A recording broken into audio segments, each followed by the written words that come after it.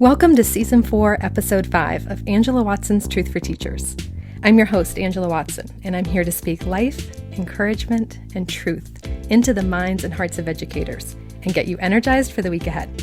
Today, I'm going to be talking with Zaretta Hammond about how we as educators can support our students who are impacted by poverty and empower them to advocate for themselves. Visit truthforteachers.com to get the transcript, links to recommended resources, and to share your thoughts on the show. This episode is sponsored by Kiddom, a standards-based platform helping teachers personalize learning. With Kiddom, teachers gain access to an unlimited library of content with beautiful, actionable reports. And the best part? Kiddom is free. Visit www.kiddom.co to learn more. That's kiddom.co. So today I have invited Zaretta Hammond to the show. I was introduced to Zaretta by a good friend of mine. She had the privilege of talking with Zaretta, and she immediately wanted to connect us because of the similarities in our missions and our passions. So I checked out Zaretta's blog. It's readyforrigor.com. So ready, the number 4, rigor.com. And I was just so impressed by her ability to take really important, complex topics and make them accessible and practical for classroom teachers. Zaretta is the author of Culturally Responsive Teaching in the Brain and describes herself as a former writing teacher turned equity freedom fighter. Her full-time role in education now is supporting teachers and closing the achievement gap as they work with culturally and linguistically diverse students. She has a heart for serving students in high-poverty schools and has a tremendous amount of wisdom to share on that topic as well. So thank you, Zaretta, for agreeing to be a guest on the show. I am so honored to have you here and to have you speak some truth into the hearts of teachers. Thank you, Angela. It's great to be here, especially at the beginning of the school year where we all have a fresh start.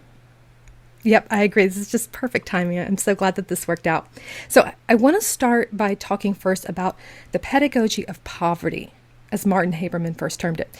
I can tell you from my own teaching experience, which was almost exclusively in inner city Title I schools, that it felt like my students were not getting the same learning opportunities as the kids in schools that served the wealthier demographics. So the district had decided that our students were struggling with reading and math, and therefore we were only going to do reading and math all day, every day, for months at a time. There was no science, social studies, art, music, everything was cut, and that's all we did was basically test prep. So as much as we hear about the power of learning opportunities like Genius Hour and maker spaces and project-based learning, these types of things seem to be happening, in my experience, in middle and upper class areas. So that's my perception. Does that match up with what you know to be true from your research and your personal experiences? It certainly does. I have a lot of misconceptions about the capacity of students in high poverty schools. Yes, many of them are struggling, and many of them are underperforming, but it doesn't mean that they're not capable. And I think the main thing that we have to do is shift from this idea of control and behavior management and discipline. And if you go into some of the high poverty schools, you start to see they almost look like they are military bases where the kids are in strict line. They can't talk as they're passing in the hallways. And that's not the optimum condition for the brain to learn. So I come through neuroscience to a lot of the work that I do, looking at the research around how the brain learns best, how we create the conditions for students, no matter what their socioeconomic status is, to be in that right learning space and frame of mind. And we know that in high poverty schools, going the route of, this hyper focus on control and behavior management is taking us in the opposite direction.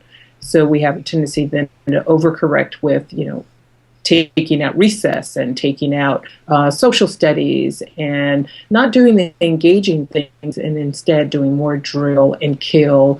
And that doesn't lead to the learning results that we want. Mm-hmm. What would you say to a teacher who's being told to perpetuate this kind of system? I know on your blog that you've talked about how teachers can make a difference for students by examining their classroom structure and their routines and their rituals. What can an individual teacher do to be more intentional about creating a deeper and more meaningful learning environment, even when he or she is told to focus on test prep? I think that's a really good point because a lot of teachers feel conflicted. They are getting this message that scores need to go up, students need to be performing well, but at the same time, the conditions that they create aren't the optimum for learning. So what I tell teachers, you really have to do two things in high poverty schools, and that is create a climate of high trust and low stress to kind of get the brain calm and to help students be in this wonderful state of relaxed alertness so that they are really curious and leaning into learning. And then what you have to do is actually create more engaged instruction. So even if you have to do test prep, right, you're being told to do it by your principal, why not make it a game? You still have a lot of leeway as a teacher to make that content engaging. You can turn it into matching games. You can turn it into sorts. You can turn it into charades. There are a lot of things that you can do to actually make learning more engaging. And that actually feeds into two things. It feeds into what we know about how the brain learns, that it learns in active, engaging ways. But also it ties into making content more culturally responsive, which is more communal, more group-oriented, more interactive, particularly if you are in a high-poverty school that has higher numbers of students of color. This is going to actually allow you to leverage the ways they already learn outside of the classroom, so you'll actually see more engagement. And here's the other thing I think is really important for us to remember. The more engagement you have, the more students have to actually work to process the information, the more that you will have on-task behavior, pro-social behavior. So the need to actually have this high focus on behavior management or discipline or control actually falls away. It's when the brain is bored that kids start getting into mischief, right? The brain likes excitement. So it actually will, create a ruckus if no real learning or if it's not being challenged in a way. That's another misconception, I think, that kids in high poverty schools don't like productive struggle or challenge. Every brain likes challenge. This is why we play video games or kids do puzzles. So the more you can make learning interactive in that way, I think the more you'll see kids lean in. And the result is learning gets stickier.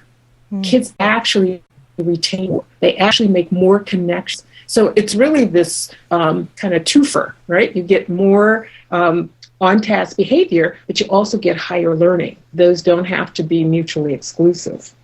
The other thing I'll add is this idea of rituals and routines. And one of the things that we know, particularly when you have high poverty schools that have higher numbers of students of color that come from kind of communal or collectivist cultures, finding a way for them to be in community with one another, creating that sense of a team or a family in the classroom, and allowing them to have rituals and routines that allow them some ownership of their learning becomes really important. The more students feel like they have ownership and agency in the classroom, the more they're going to be confident as learners. The more confident that they are as learners, the more they are going to kind of lean in and be active during times of struggle.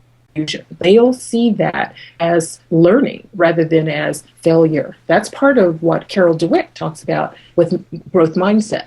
So it's another lens through which we can actually think of growth mindset when we put kind of that cultural lens on it. This is so good, Zaretta. There's so many things that I can comment on. I think you've hit on so many important points, especially, this vicious cycle of, where we're making learning less engaging, less meaningful for kids. And then when they aren't engaged, they're not on task, then we punish. And so now we're stuck in this cycle of disengaging instruction and punishment. And I just love the point of how you're talking about making this, not being afraid to make things challenging. And, you hit on this point where I think there's a stereotype of many kids in high poverty schools where teachers kind of assume that they don't want to work and that I think there's a misunderstanding there of how hard these students work just to get to school in the morning, just to come in there. Yeah, they don't have their pencil maybe, but how hard was it just for them to even be able to get there? How many struggles did they overcome that morning? These kids have a tremendous amount of resilience that I think maybe we don't always recognize in the classroom because it's maybe not the same type of resilience that we may have had growing up. Absolutely. A couple of things that I say we need to rethink as teachers. Not be so worried if they don't have their pencil. Give them a pencil. Let that not be the barrier.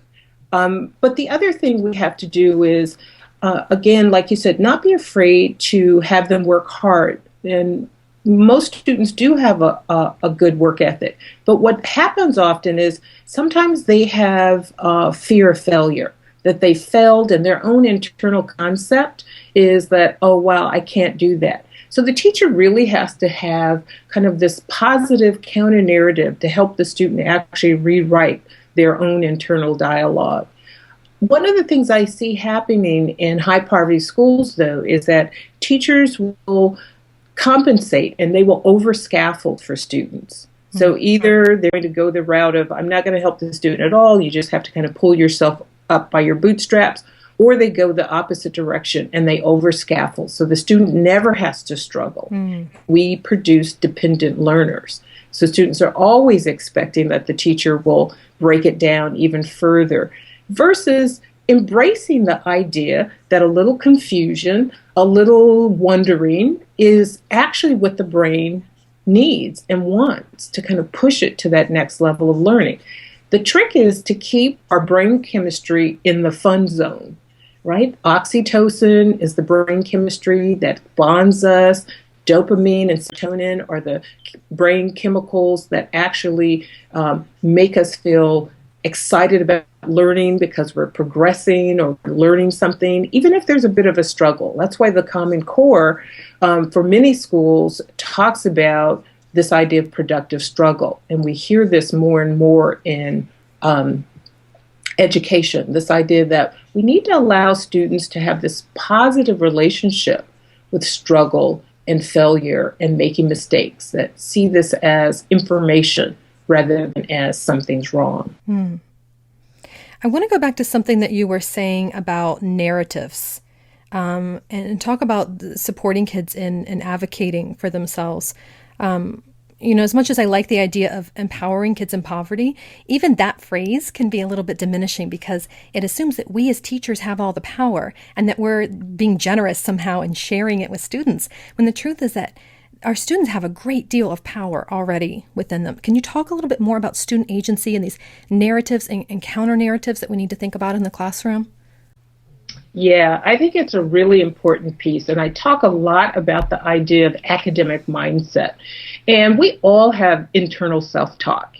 And what we do know is if students begin to see themselves as not capable and not competent at math or good at reading, then that's the story they tell themselves. And every student has a story, right? Even the confident learner is telling himself a story or herself a story about, I can do this, even if it's a bit of a struggle. And one of the things that teachers can really do for those students that may be having some confidence issues is to really help them rewrite that internal story. So the teacher starts with a counter narrative. And the difference is a counter narrative isn't a pep talk.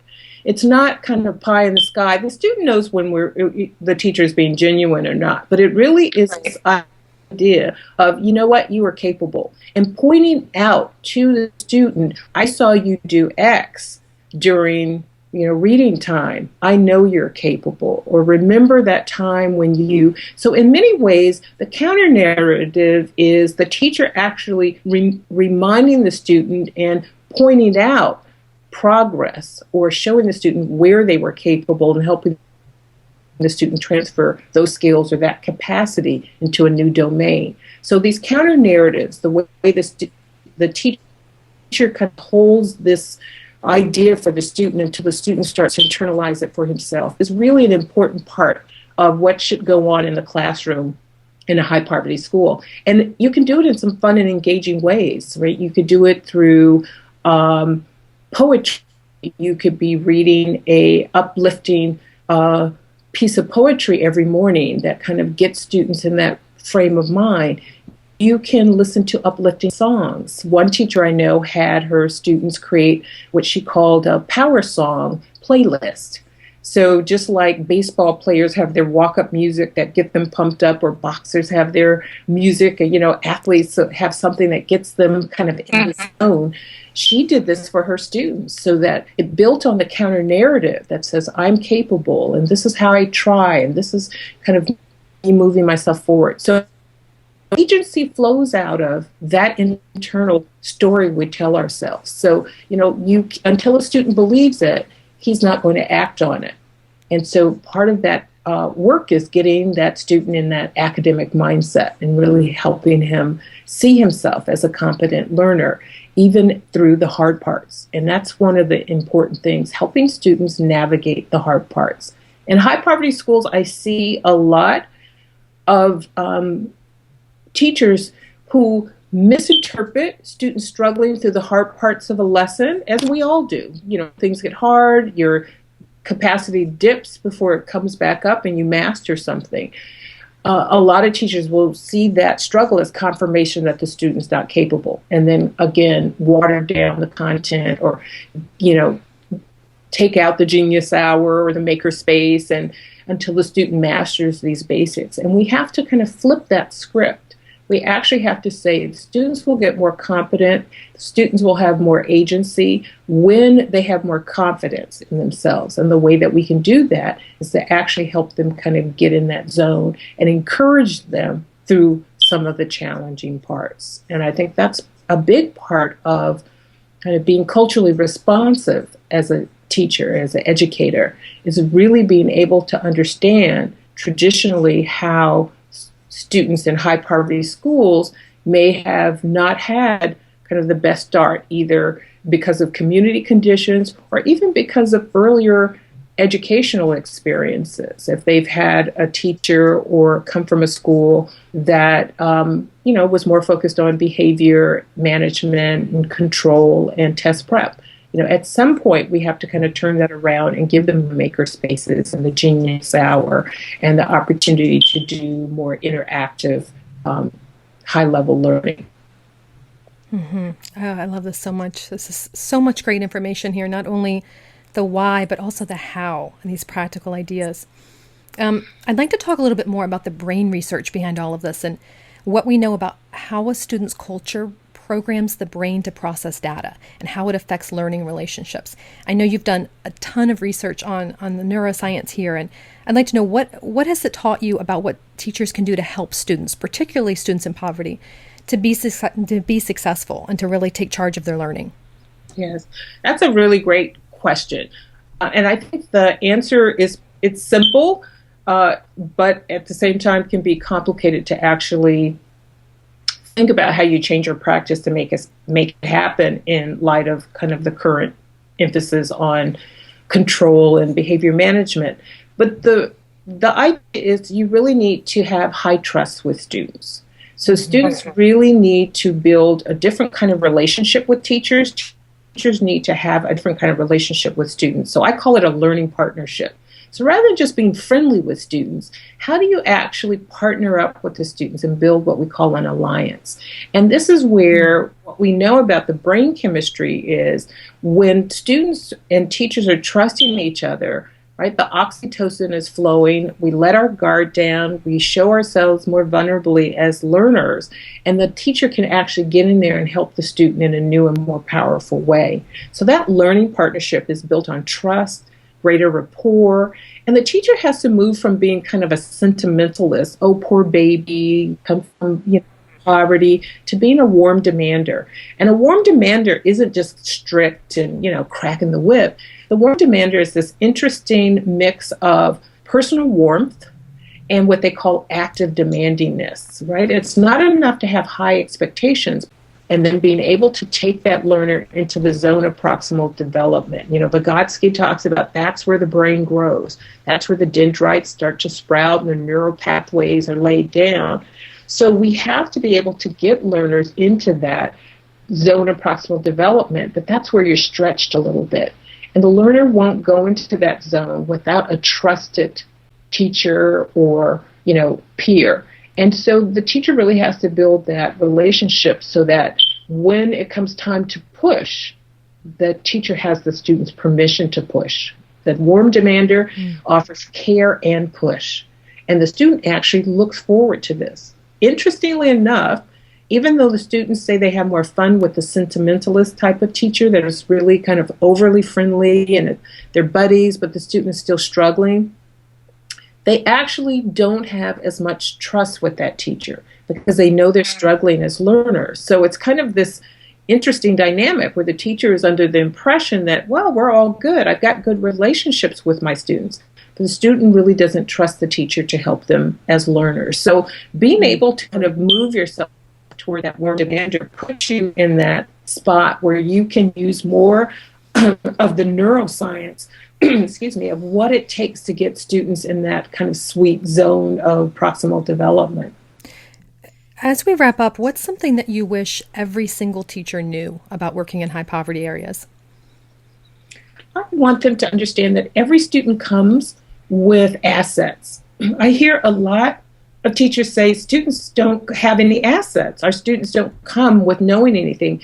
It's just we're looking in the wrong way. We're not actually leveraging their funds of knowledge. And I think the more we can actually ask them what they know about subjects or what subjects they have deep understanding or affinity to, and we contextualize the content that we're offering around real life experiences, problems to be solved, issues that might be confronting them in their neighborhood. So, for example, if they're studying water in the biology class or in the science unit, why not look at the politics of water? Why not look at, is there a drought in our city? Or, what are the ways? And because then students have a reason for actually learning it. They come with some understanding and some funds of knowledge. So I really want teachers to see students as having assets and knowledge to build on that, but also not worrying about what's happening outside of the classroom. We have to change poverty. We're not going to change it, but we can certainly start to change the climate in the classroom so that we can offer much more engaging, much more challenging instruction for our students. That's so empowering, because it can be easy to get just overwhelmed by thinking about all the obstacles that kids are facing and these communities are facing. And that will burn you out if you start worrying about these things that you can't control. And I love this idea of just starting right within the classroom, right where you do have influence with the kids who are in there with you every single day and who are trusting you to lead them and to guide them.